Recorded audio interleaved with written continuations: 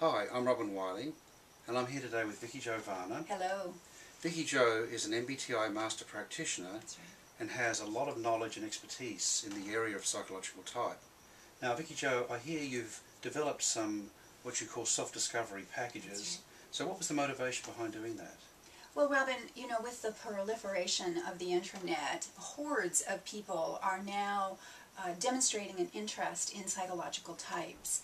And what's happened is some people have created free quizzes, free assessments, knockoffs of the official MBTI, Myers-Briggs type indicator.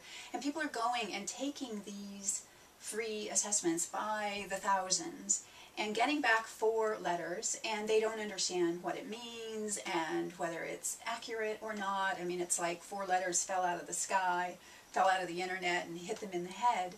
And there is an epidemic of no type confidence. That's my term for it. It's just these 4 letters that are somewhat meaningless, and so people are questioning and trying to understand, what is type? Am I this type? How do I know what my type is? And they don't have the facilitator to guide them through the process, to help them validate the results and have certainty about what their type pattern is. So how can people gain type confidence? Well, Robin, I developed these what I call self-discovery programs, and they are designed to lead a client through the different models so that they can identify themselves in the models and be certain about what actually fits them. So what are these models you're talking about? Well, I say that I work with 5 different psychological type models, and that's not completely accurate. I'm fooling around with playing fast and loose with the truth there. The first model that I am talking about is the model of the MBTI, and that would be the dichotomies, the E, I, S, N, T, F, J, P. Now, I know that's not a model by any definition, truly, but so many people believe that the dichotomies are type that I threw in the towel and said, all right, we'll call it a model, just, to have peace.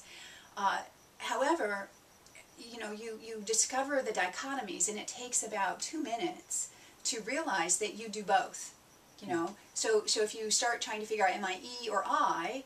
Well, you do both. Am I S or N? Well, you do both. Am I T or I do both? And so there's a huge amount of frustration that the deeper you dig into the dichotomies, the more you just hit brick walls and realize, like, this is flimsy. This doesn't hold up. And that's because it's not actually a model. It's the structure, the design, the brilliant design that Isabel Briggs-Myers came up with to create the Myers-Briggs type indicator over, 60, 70 years ago. Gotcha. Yeah. So if the MBTI is not a model, then what models do you use? There are 3 other models that are official models, and then another model that kind of builds on a model. All right. Yeah. So tell us about the first one. Well, the first one is called Temperament, and this model has been around for 2,500 years. It's probably been the most long-standing personality model out of all of them. Now, each of the models addresses a different domain of psychology, and the Temperament model addresses the domain that we call conative. That's C-O-N-A-T-I-V-E. And that model is looking at why we do the things we do. It's looking at our inner needs, our inner drivers, and our values, and exploring that. Of all the models that I work with, this is the most stable. And as a coach, it is the richest and most rewarding model to work with. Interesting. Okay, so what about the second model? The second model addresses the area of psychology we call the affective domain, A-F-F-E-C-T-I-V-E. Affected, like you're affected. And so it's looking at, like, how do you show up? Like, what's your energy level like? When you come together to work with other people, how do you approach those relationships? And so this particular model is getting at something that seems kind of superficial on the surface, but underneath it are these drivers of needs that we are trying to get met when we are working in partnership with other people. Okay. Yeah. And what's that model called? That model is called interaction styles. It is also called a social styles model. That's a particular category of models. This particular social styles model was invented by Dr. Linda Behrens, came out of work that she was doing with Temperament. There are other versions of it available.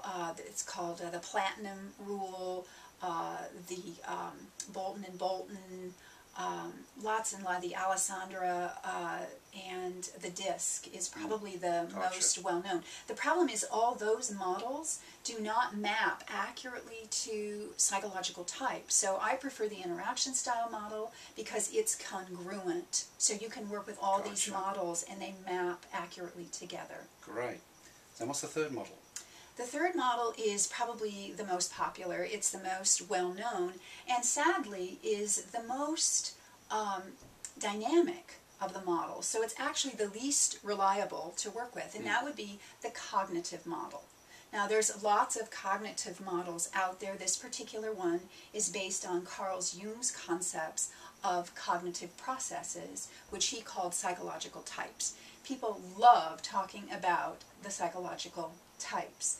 However, very few people have been led systematically through the understanding of what is composing that model to really get their head wrapped around which of the processes do they prefer.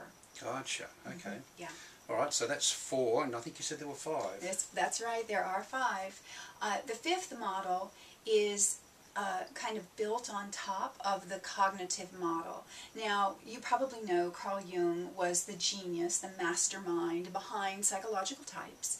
He also coined the term introvert and extrovert and invented this concept called synchronicity. And one of his most enduring ideas is one that is called archetypes. And what the last model, I'll call it, is based on is taking his idea of archetypes and combining it with the cognitive processes to see how it animates them. It's a very cutting-edge, unusual perspective of the psychological types that very few people are aware of, and I am finding it to be incredibly rich and powerful to work with. Sounds fascinating. So how do people get this information from you? How do you deliver it? I deliver it either over the phone or through a webinar format, which means all you need is an internet connection and a gamer's headset, and you can dial in from anywhere over in the world, log on, I should say, and be immediately in conversation with me, and I will lead the individual through a learning experience.